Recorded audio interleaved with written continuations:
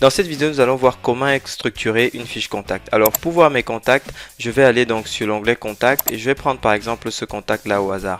Sur une fiche contact, en fait, vous avez une structure en 3 grandes parties. Donc vous avez un premier onglet qui vous indique en fait les détails sur le contact, son nom, son prénom, son numéro de téléphone, etc.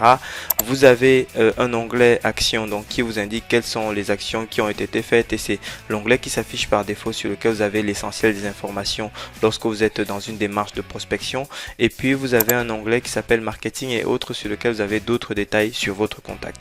Alors tout d'abord l'onglet détails du contact. Donc ici vous avez tous les éléments relatifs à l'identité du contact, etc. Puisque l'écran s'affiche par défaut sur l'onglet action, vous pouvez avoir les détails du contact sans cliquer, en passant simplement la souris sur cette icône qui en fait se personnalise avec la photo du contact si jamais l'adresse mail utilisée est l'adresse que le contact utilise également sur les réseaux sociaux type Facebook, etc. Donc ensuite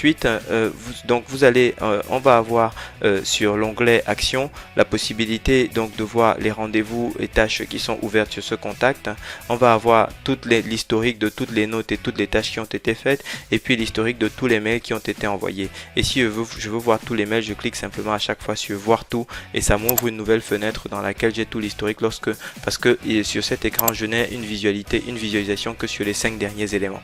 Ensuite sur marketing et autres, vous avez la possibilité d'avoir les contacts liés, c'est-à-dire que si un contact est un associé, un collaborateur, etc. d'un autre contact, vous pouvez le définir dans cet espace. Ici vous avez l'historique de visite du site web. Donc je sais que ce contact a visité cette page sur notre site par exemple le 22 septembre et puis ici j'ai tous les éléments relatifs au score qui me permettent d'évaluer l'intérêt d'un contact par rapport à une offre spécifique.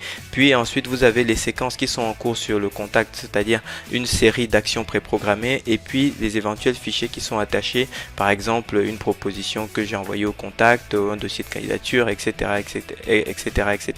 Donc que je peux rentrer ici dans la section de fichiers. Donc voilà de façon sommaire comment est-ce que vous définissez, comment est-ce que vous pouvez découvrir l'écran sur les contacts, sachant que sur les actions, à chaque fois lorsque vous passez le curseur, vous avez des nouvelles les options qui s'affichent ici où vous pouvez créer une tâche ou créer à partir d'un modèle un nouveau rendez-vous à partir d'un modèle, etc. Idem pour les notes, idem pour les emails et les SMS. Donc merci de votre attention, n'hésitez pas à jouer avec une fiche contact pour vous familiariser à l'application.